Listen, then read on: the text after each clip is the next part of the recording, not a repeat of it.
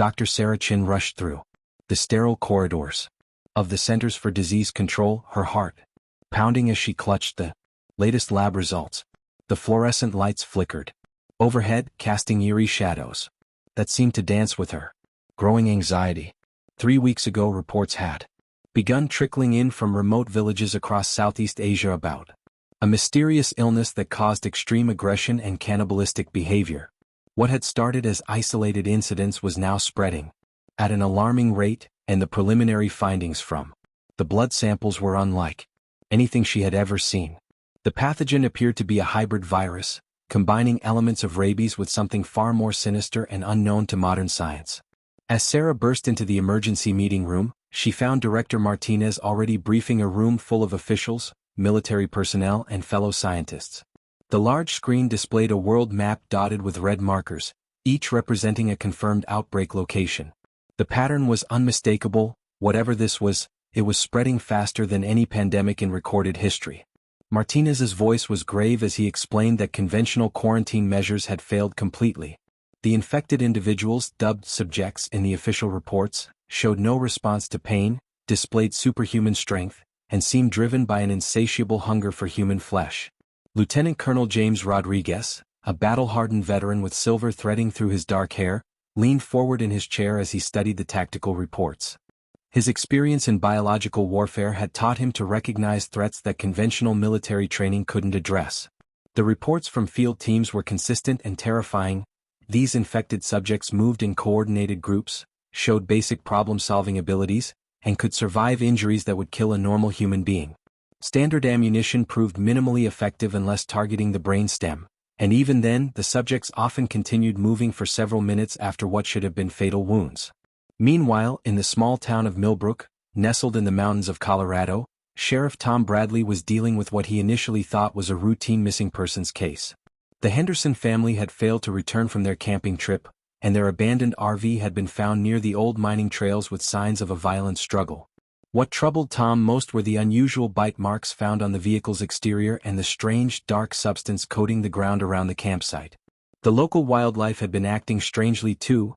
Deer and elk were found dead with similar bite patterns, and the town's domestic animals had become increasingly agitated and aggressive.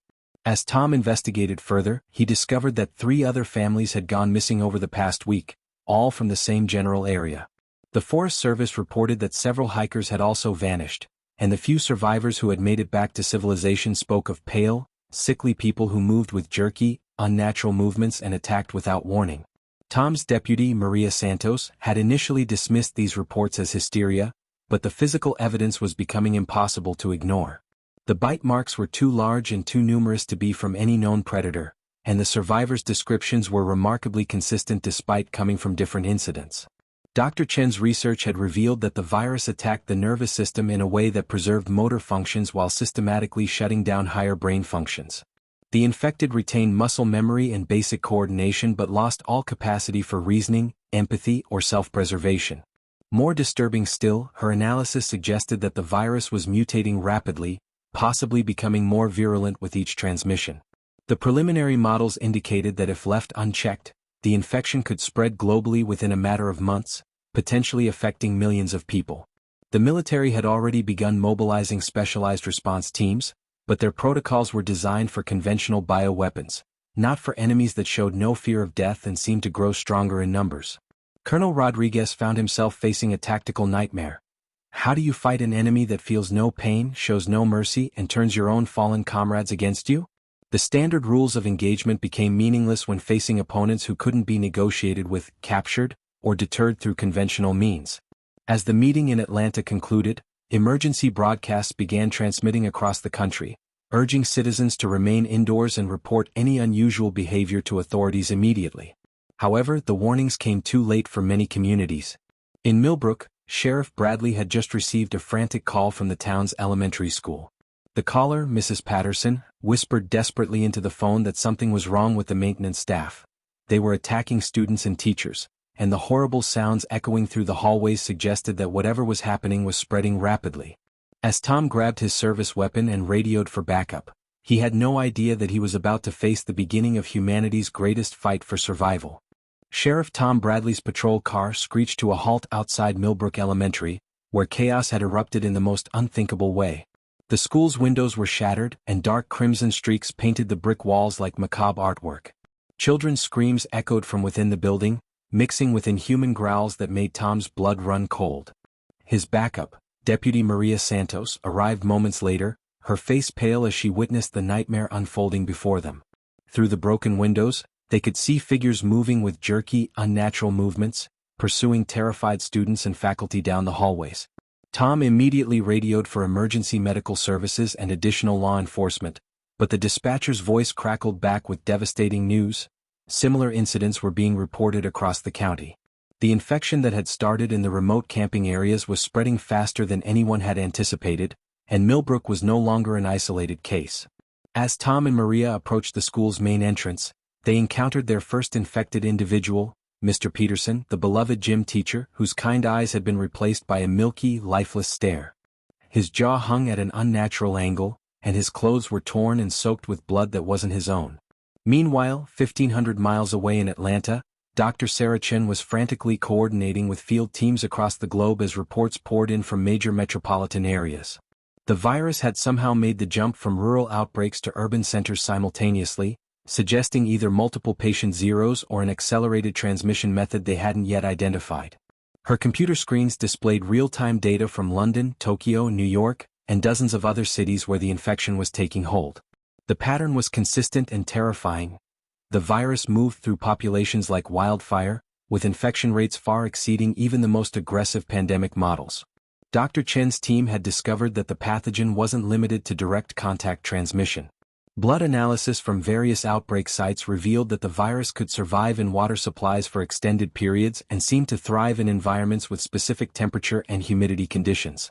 Even more disturbing, they found evidence that insects and small animals could carry the virus without becoming infected themselves, acting as vectors that could transport the pathogen across vast distances.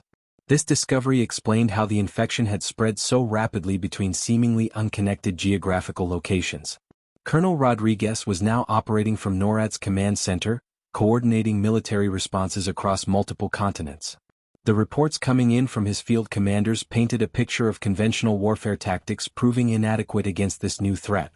In downtown Chicago, an entire Marine unit had been overrun when they underestimated the infected's ability to climb buildings and coordinate group attacks.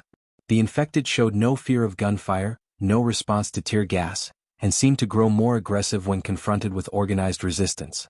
Standard crowd control measures were not only ineffective but often made the situation worse by concentrating the infected in specific areas. Back in Millbrook, Tom and Maria had managed to reach the school's office, where they found Principal Johnson barricaded with 6 surviving students and 2 teachers. The small group had witnessed the initial attack when the infected maintenance crew had suddenly turned on students during lunch period. Mrs. Patterson, the secretary who had made the original emergency call, tearfully explained that the infected seemed to be drawn to movement and sound, but they also displayed an unsettling ability to problem-solve, opening doors and even using simple tools to reach their prey. The rescue operation became a deadly game of cat and mouse as Tom's team attempted to evacuate the survivors. They discovered that the infected retained enough motor skills to climb stairs, open doors, and even work together to overcome obstacles. During their escape attempt, they encountered a group of infected students who had cornered their teacher, Ms. Rodriguez, in the library. The sight of children transformed into mindless predators was almost too much for the adult survivors to bear, but they pressed forward, knowing that hesitation meant death. Dr. Chen's research team made a breakthrough when they realized that the virus was mutating at an unprecedented rate, but not randomly. The mutations appeared to be adaptive, allowing the infected to become more efficient hunters with each generation. Brain scans of captured infected subjects showed that while higher cognitive functions had shut down, the areas responsible for spatial reasoning and pack hunting behavior had become hyperactive. This meant that the longer the outbreak continued, the more dangerous and organized the infected would become. As night fell over Millbrook, the survivors had managed to establish a temporary safe zone in the town's fire station, but their relief was short-lived. The infected had begun gathering in the streets outside, their numbers growing steadily as more townspeople succumbed to the virus. Tom realized that their small group of survivors was facing not just a medical emergency, but the complete collapse of civilization as they knew it. The real fight for survival was just beginning. The Millbrook Community Hospital became an unexpected fortress as Sheriff Tom Bradley led his group of survivors through the chaos-filled streets. The medical facility, with its reinforced windows and multiple exit routes, offered the best chance of survival while they waited for military assistance. Dr. Margaret Hayes, the hospital's chief physician, had already begun treating bite victims when Tom's group arrived, but her medical training hadn't prepared her for patients who showed no response to sedatives and seemed to grow stronger despite massive blood loss. The hospital's emergency generators hummed ominously in the background, providing the only light in a town where the power grid had failed hours earlier. Colonel Rodriguez's advance team, led by Sergeant First Class David Kumar, had finally reached Millbrook after fighting through infected crowds that had overrun the highway checkpoints. Kumar's unit consisted of 12 battle-hardened soldiers, but their confident demeanor quickly shifted when they encountered their first group of infected civilians. The zombies moved with a disturbing coordination, using flanking maneuvers and even basic tools to overcome military barriers. Kumar realized that his standard urban warfare training was inadequate for enemies who felt no pain and showed no fear of death. Inside the hospital, the survivors had established defensive positions on the second floor, using medical equipment and furniture to barricade the staircases. Tom had taken charge of organizing the civilian survivors, while Dr. Hayes worked frantically to treat the wounded. Among the group were 8 students from the elementary school, 2 teachers, Principal Johnson, and several townspeople who had sought refuge at the hospital. Each person had witnessed horrors that would haunt them forever, but they were learning to suppress their trauma in favor of survival instincts they never knew they possessed. The infected had begun gathering outside the hospital in alarming numbers, their collective moaning creating an otherworldly symphony that chilled the survivors to their bones. What disturbed Tom most was their behavior. They weren't randomly wandering as he had initially assumed. Instead, they moved with purpose, testing the building's defenses systematically and communicating through a series of clicks and growls that suggested a primitive but effective form of coordination. Dr. Hayes observed that the infected seemed to be learning from each failed attempt to breach their defenses, adapting their tactics with each assault. Dr. Chen's voice crackled through the radio as she provided remote guidance to the survivors. Her research team had discovered that the infected retained muscle memory and basic problem-solving abilities, but their decision-making process had become purely predatory. She explained that targeting the brainstem was the most effective way to stop them permanently, but warned that even seemingly dead, infected could reanimate if the damage wasn't complete. Her team had also discovered that the infected were attracted to electrical signals, which explained why they seemed drawn to areas with active power sources. Sergeant Kumar's team had fought their way into the hospital just as the first major assault began. The infected had somehow managed to breach the ground floor through a service entrance, and their numbers seemed to multiply by the minute. Kumar's soldiers took strategic positions throughout the building, but they quickly learned that conventional military tactics needed serious modification. The infected showed no self-preservation instincts, willingly sacrificing themselves to create openings for others to exploit. They climbed over their fallen comrades without hesitation, using the bodies as stepping stones to reach higher floors. The battle for the hospital became a desperate struggle of attrition. Tom and his group had to overcome their natural reluctance to harm what had once been their neighbors and friends. Mrs. Patterson broke down when she recognized her infected mail carrier among the attackers, but Tom gently reminded her that the person she knew was already gone. The infected retained physical appearances but had lost everything that made them human: their compassion, their memories, and their ability to recognize loved ones. As the night wore on, the survivors discovered that the infected were not just mindless predators but were evolving into something more dangerous. Dr. Hayes noticed that some infected seemed to be directing others, pointing toward weak spots in their defenses and organizing group attacks. These alpha infected retained more cognitive function than the others, suggesting that the virus affected different people in varying degrees. Kumar's military training kicked in as he realized they were facing an enemy that could adapt and learn, making each encounter more challenging than the last. The hospital's medical supplies became weapons of necessity as the survivors fought to maintain their defensive positions. Surgical instruments, oxygen tanks, and even wheelchairs were repurposed for combat. The children, led by 10-year-old Emma Martinez, had been moved to the most secure area of the hospital, but even they understood that their survival depended on the adults' ability to hold the line. The infected's relentless assault continued throughout the night, testing not just the survivors' physical defenses but their psychological resilience as they faced the reality that their world had fundamentally changed forever. Dawn broke over Millbrook with an eerie silence that was more unsettling than the previous night's chaos. The infected had mysteriously withdrawn from the hospital, leaving behind a scene of devastation that would haunt the survivors forever. Dr. Chen's voice emerged from the radio with urgent excitement. Her team had made a crucial discovery about natural immunity that could change everything. Blood samples from various outbreak sites revealed that approximately 1 in every 50 people showed complete resistance to the virus, while another small percentage experienced only mild symptoms before recovering fully. This revelation meant that some of the survivors might hold the key to humanity's survival. Sheriff Tom Bradley stood at the hospital's main window, surveying the abandoned streets littered with overturned cars and broken glass. The town he had sworn to protect was unrecognizable, transformed into a hellscape where familiar landmarks had become potential death traps. His radio crackled with reports from other survivor groups scattered throughout the region, each desperately seeking guidance on how to navigate this new reality. Tom realized that law enforcement had evolved from maintaining order to ensuring species survival, a responsibility that weighed heavily on his shoulders.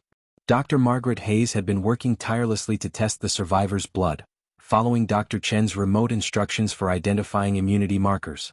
Her makeshift laboratory, created from hospital equipment and supplies, had become the group's most valuable resource. The testing revealed that young Emma Martinez, 2 of the teachers, and surprisingly, Principal Johnson all showed signs of natural resistance. However, Dr. Hayes warned that immunity didn't guarantee safety. The immune could still be killed by infected attacks, and their blood might actually attract certain types of evolved infected who seemed to sense the difference. Sergeant Kumar's military unit had established contact with other survivor enclaves, revealing a larger network of resistance forming across the region. The infected seemed to follow predictable patterns during daylight hours, becoming less active and more vulnerable to coordinated attacks. Kumar proposed splitting into 2 teams, one to secure additional supplies and weapons from the abandoned police station, while another would attempt to rescue survivors trapped in the high school gymnasium. The decision would test their newfound unity and force them to trust each other with their lives. The supply team, led by Tom and including 3 soldiers, ventured into the devastated downtown area where they discovered that the infected had been busy during their absence. Crude barricades made from cars and debris suggested that the evolved infected were not only learning but beginning to claim territory. The police station had been ransacked, but they managed to recover additional ammunition and communications equipment. More importantly, they found Sheriff Bradley's emergency protocols manual, which contained detailed maps of the town's underground tunnel system that could provide safer movement routes. Meanwhile, Dr. Hayes led the rescue team toward the high school, where approximately 30 survivors had reportedly barricaded themselves in the gymnasium. The journey revealed how dramatically the infected had changed overnight. They now moved in coordinated groups, posted sentries at strategic locations, and seemed to communicate through a complex system of sounds and gestures. The rescue team had to employ stealth tactics, moving through residential areas and using the infected's apparent daytime lethargy to their advantage. The high school rescue operation became a masterclass in survival strategy as the team discovered that sound discipline was crucial for avoiding detection. The infected had developed heightened hearing capabilities, able to detect heartbeats and breathing from considerable distances. Dr. Hayes' medical knowledge proved invaluable as she guided the team through techniques for controlling their physiological responses to stress. The gymnasium survivors had created an impressive defensive system, but their food and water supplies were critically low. Dr. Chen's research team had made another breakthrough, discovering that the virus was not just mutating randomly but responding to environmental pressures in predictable ways. The infected seemed to be developing enhanced senses and coordination abilities, but these improvements came at the cost of their already limited cognitive function. This meant that while individual infected were becoming more dangerous, they were also becoming more predictable in their behavior patterns. Dr. Chen transmitted detailed behavioral analysis to all survivor groups, providing them with tactical advantages they desperately needed. The reunification of the survivor groups at the hospital created new challenges and opportunities. With nearly 60 people now depending on the facility's resources, rationing became critical, and leadership roles needed to be clearly defined. Tom found himself coordinating with Kumar to establish a military-civilian command structure that could adapt to rapidly changing circumstances. The immune survivors were given special protection protocols, as their blood might eventually be needed for developing treatments or vaccines. As evening approached, the infected began showing signs of increased activity, confirming Dr. Chen's theory about their circadian behavioral patterns. The survivors realized that their temporary sanctuary would soon be under assault again, but this time they were better prepared. They had learned that survival required not just courage and weapons, but scientific understanding, strategic thinking, and the ability to adapt faster than their evolving enemy. The night would test whether their newfound knowledge could overcome the growing threat that surrounded them. 3 weeks had passed since the initial outbreak, and the survivors had transformed the Millbrook Community Hospital into what they believed was an impregnable fortress. Tom Bradley surveyed their accomplishments with cautious pride: reinforced barricades, strategic watchtowers, and a complex early warning system that had successfully repelled dozens of infected attacks. The survivor community had grown to nearly 80 people, including refugees from neighboring towns who had heard radio broadcasts about their safe zone. Dr. Hayes had established a functional medical facility, while Sergeant Kumar's expanded military unit maintained strict security protocols that had kept everyone alive. The illusion of safety began to crumble when 10-year-old Emma Martinez, whose natural immunity had made her invaluable for reconnaissance missions, returned from a scouting expedition with disturbing news. The infected weren't just wandering aimlessly anymore, they were building. Using debris, abandoned vehicles, and even human remains, they had constructed crude but effective structures that served as staging areas for coordinated attacks. More troubling still, Emma had observed what appeared to be infected individuals giving complex instructions to others, suggesting that some had retained significantly more cognitive function than previously thought. Dr. Chen's voice crackled through the radio with urgent warnings that confirmed the survivors' worst fears. Her research team had identified a new evolution in the virus. Certain infected individuals were developing into what she termed coordinators, retaining enough intelligence to plan elaborate attacks while maintaining the virus's enhanced physical capabilities. These coordinator infected could remember locations, recognize patterns, and most dangerously, they seemed to understand that the immune survivors were special. Intelligence reports from other survivor enclaves indicated that coordinators were specifically targeting immune individuals, suggesting the virus was adapting to eliminate threats to its spread. The first sign of the impending assault came at dawn when the hospital's perimeter alarms detected movement from all directions simultaneously. Tom realized with growing horror that they weren't facing another random attack. This was a siege. The infected had positioned themselves in a perfect circle around the hospital, cutting off all escape routes while maintaining enough distance to avoid the survivors' defensive weapons. Through binoculars, Kumar observed infected individuals he had never seen before, their clothing and physical condition suggesting they had traveled great distances to participate in this coordinated assault. The coordinator leading the attack was a chilling sight that would haunt the survivors forever. Dr. Elizabeth Warren, formerly the town's respected pediatrician, had retained enough of her medical knowledge to understand the hospital's weaknesses. Her infected state had enhanced her physical capabilities while preserving her analytical mind, creating a predator with both the intelligence to plan and the ruthlessness to execute. She moved among the other infected with purpose, using hand signals and vocalizations to direct their movements with military precision. As the siege intensified, the survivors faced an impossible choice. Their supplies were running dangerously low, and the infected showed no signs of abandoning their positions. Tom gathered the leadership team, Dr. Hayes, Sergeant Kumar, Principal Johnson, and Maria Santos, to discuss their options. The underground tunnel system offered a potential escape route, but it would require leaving behind their defensive advantages and venturing into unknown territory with 80 people, including children and injured survivors. The decision became urgent when the infected began their final assault. Dr. Warren had orchestrated a multi-pronged attack that exploited every weakness in the hospital's defenses. Infected climbed the exterior walls while others tunneled through the basement, and a third group created diversions to draw the defenders' attention. The survivors fought desperately, but they were outnumbered 10-1, and their ammunition was rapidly depleting. The sound of breaking glass and splintering would echo through the corridors as their carefully constructed barriers began to fail. The most heartbreaking moment came when Tom realized that not everyone could be saved. The infected had breached the children's secure area, and several young survivors were trapped on the third floor with no escape route. Principal Johnson made the ultimate sacrifice, staying behind to hold off the infected while the others evacuated through the tunnel system. His final radio transmission was a simple message: tell their parents they were brave. The loss of their moral anchor devastated the group, but there was no time to grieve as they fled into the darkness below.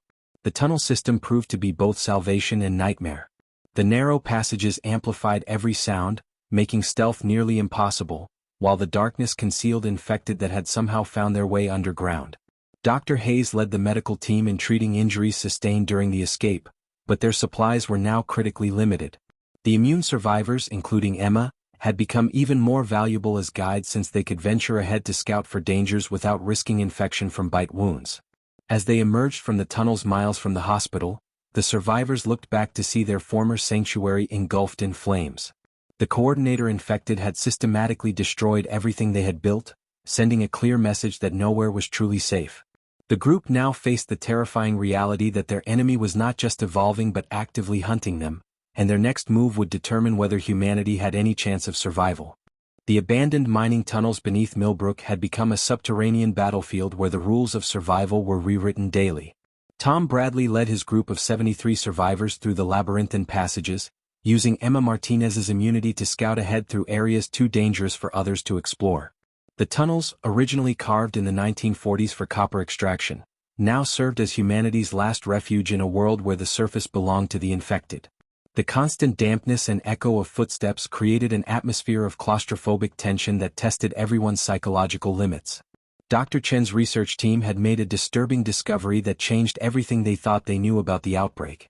Deep analysis of the virus's genetic structure revealed artificial markers, sequences that couldn't have occurred naturally. The pathogen bore the unmistakable signature of genetic engineering, suggesting that the apocalypse wasn't a random pandemic but a deliberately created biological weapon. Her encrypted communications with surviving government officials revealed that multiple nations had been developing similar bioweapons, and the current outbreak might have been an accidental release from a classified laboratory. 3 miles into the tunnel system, Tom's group encountered their first sign that they weren't alone underground. Fresh graffiti on the tunnel walls displayed coded messages and directional arrows that suggested an organized resistance movement. The markings led them to a vast underground chamber where they discovered the Millbrook Mining Museum had been converted into a sophisticated command center. 37 survivors, led by former Army Ranger Captain Lisa Chen, no relation to Dr. Chen, had been waging guerrilla warfare against the infected for weeks. Captain Chen's group had developed revolutionary tactics for fighting the infected in confined spaces. They had learned to use the tunnel's acoustics to their advantage, creating sound traps that would lure infected into kill zones where they could be eliminated efficiently. Her team had also discovered that certain mineral deposits in the mine walls seemed to interfere with the infected's enhanced senses, creating natural blind spots that could be exploited for ambush attacks. The underground warriors had sustained themselves through careful rationing and by raiding surface locations during the infected's less active periods.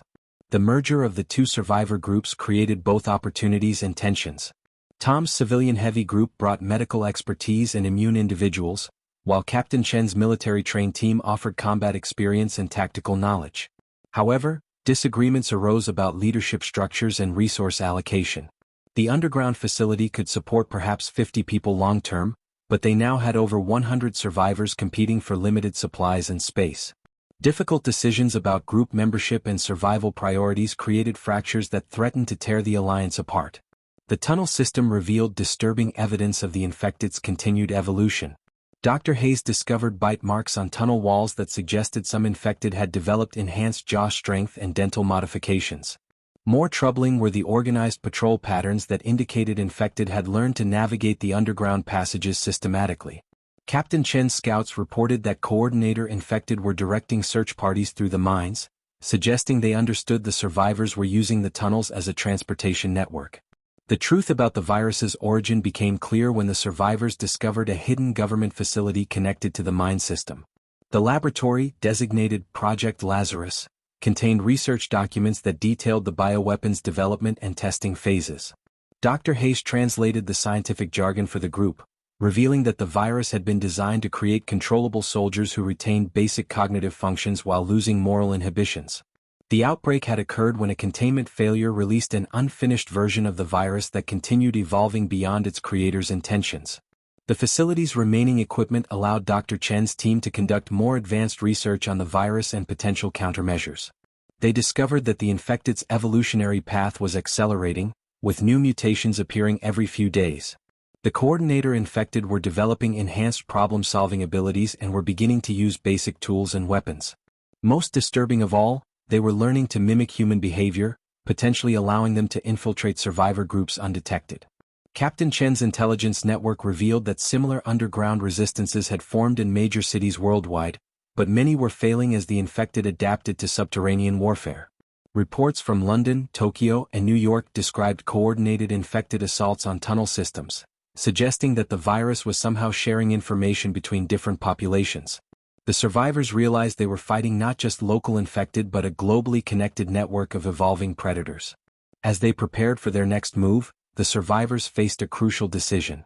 The government facility contained research data that could be vital for developing a cure, but transmitting it would require reaching a surface communication array that was heavily defended by infected forces. Tom looked at the exhausted faces around him and realized that their underground war had taught them something crucial.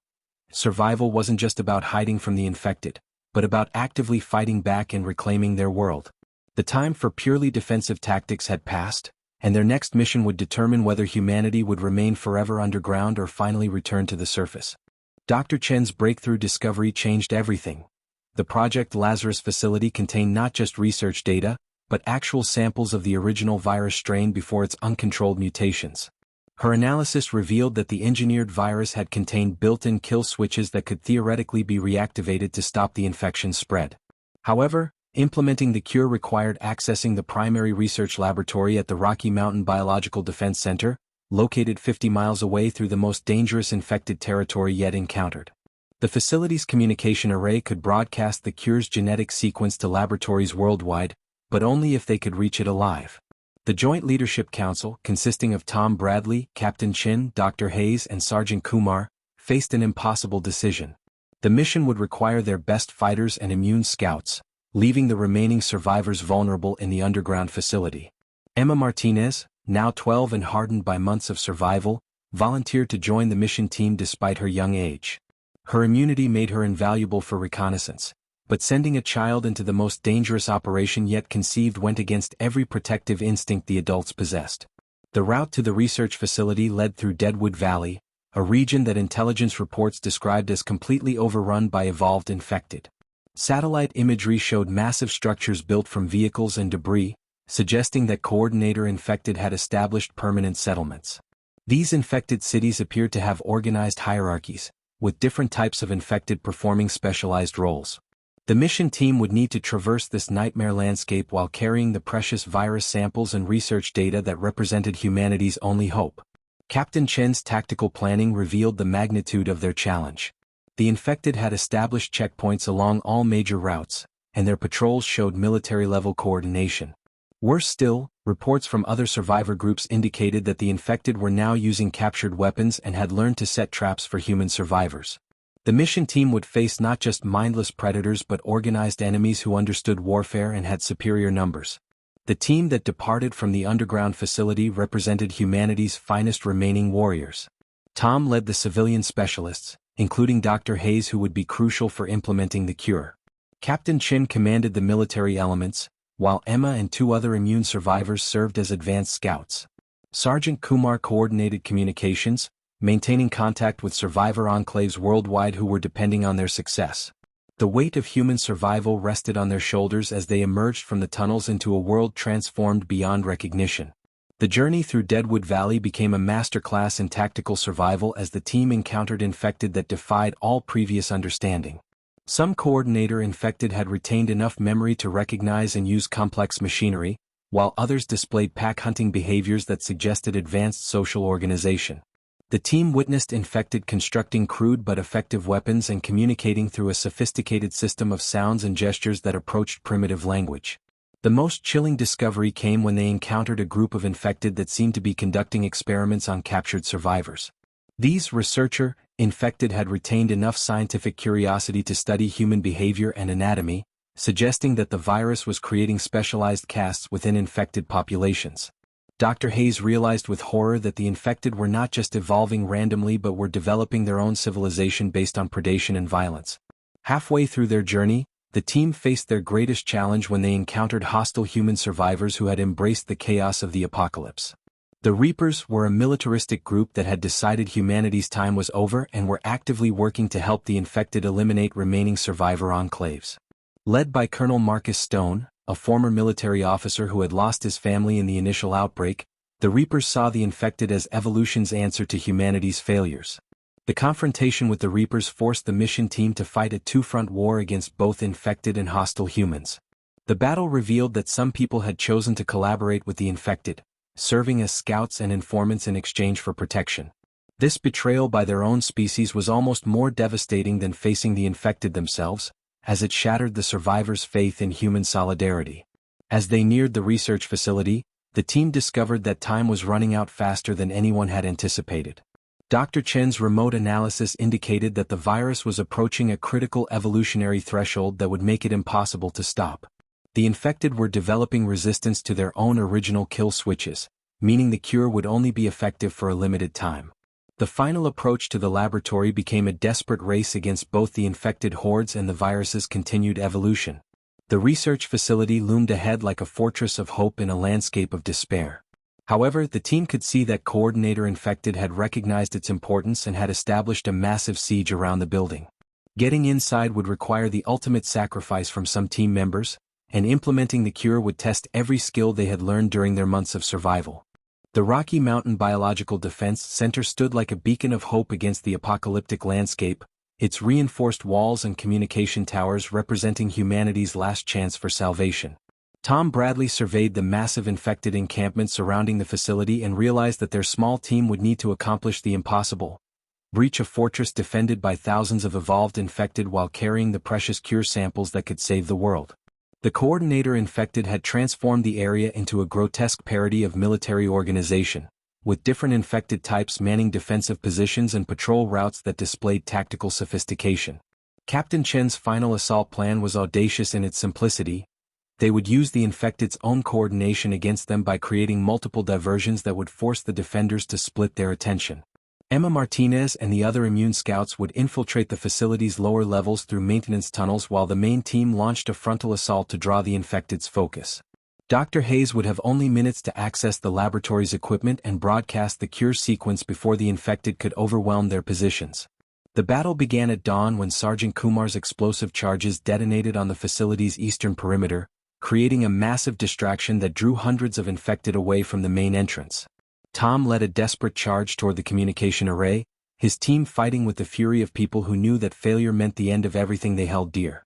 The infected fought back with coordinated precision, but their predictable tactics became a weakness that the survivors exploited with brutal efficiency. Inside the facility, Emma navigated through corridors filled with the remnants of the original research team. The young girl who had once been terrified of the dark now moved through the infected building with the confidence of a seasoned warrior. Her immunity allowed her to pass undetected through areas where infected lurked, but she carried the weight of knowing that one mistake could doom the entire mission. The laboratory's security systems had remained active, creating additional obstacles that tested her problem-solving skills. Dr. Hayes reached the main laboratory just as Tom's diversionary attack was beginning to fail. The facility's computers contained detailed research on the original virus, confirming that the cure could work but only if implemented within the next few hours. The virus had evolved to a point where further mutations would make it completely uncontrollable, turning the infected into something even more dangerous than they already were. Her hands trembled as she began uploading the cure sequence to the communication array, knowing that interruption would make the data transmission incomplete and useless. The most heartbreaking moment came when Captain Chen made the ultimate sacrifice to protect the laboratory. Surrounded by Coordinator Infected who had breached the facility's inner defenses, she detonated her remaining explosives in a desperate attempt to buy Dr. Hayes more time. Her final words over the radio were a message of hope: "Tell the world we didn't give up." The explosion eliminated dozens of infected but also sealed off the main escape route, trapping the remaining team members inside the facility. As the cure sequence transmitted to laboratories worldwide, the survivors witnessed something unprecedented: the infected began to change. The virus's kill switches activated throughout the infected population, causing them to collapse en masse as their enhanced physical functions shut down. However, the process wasn't instantaneous, and many infected retained enough function to continue fighting for several more hours.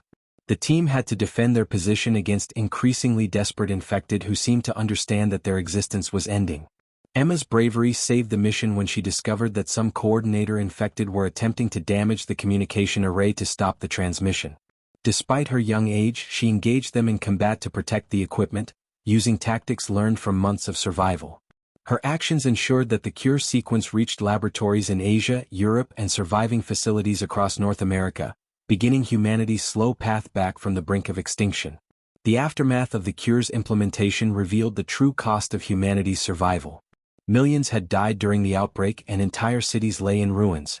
However, the surviving populations began the monumental task of rebuilding their world, armed with knowledge about biological weapons and the importance of scientific ethics. Tom became a leader in the new provisional government, while Dr. Hayes dedicated her life to developing safeguards against future bioweapon attacks. Years later, Emma Martinez stood before the memorial erected at the Rocky Mountain facility, honoring those who had sacrificed everything to save humanity. The world had changed forever. People were more cautious about scientific research, more appreciative of human connection, and more aware of how quickly civilization could collapse.